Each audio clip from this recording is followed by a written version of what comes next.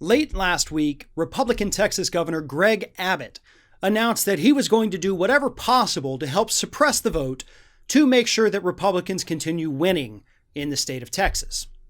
Now, is that how he phrased it? Absolutely not. Greg Abbott's not that stupid.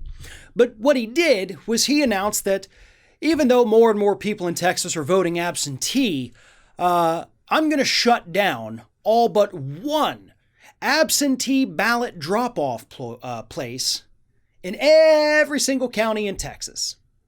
So a lot of the heavily populated areas had more ballot drop-off areas. The heavily populated areas also happen to be the bluest parts of Texas. So this is mostly going to affect Democrats in Democratic areas of the state that now, instead of having a dozen, half dozen, 2 dozen drop-off points in their county, you're down to one. That's all you get. You get one. And if, you're a Democrat in a hugely gerrymandered district like Dan Crenshaw's, that could literally mean having to get in your car and drive for about an hour to get all the way around his little crooked-ass district that keeps him in power when he clearly shouldn't be. The problem here is that not enough Americans are pissed off. Look, we know that Republican-controlled states across the country are doing whatever they can to prevent you from voting. We know that the Trump campaign and the National Republican Party are filing lawsuits to make it harder for you to vote right now, arguing in court that you shouldn't be able to take the easiest route to vote. They're actively trying to prevent you from being able to say what you want to happen to this country, who you want to lead it, who you want to represent you. They don't want you to have that voice, and not enough people are pissed off about that. That's what's missing from this. The Republican efforts here are not new, folks. They have been doing this for over 20 years. We have been covering it since the early days of Ring of Fire being in existence.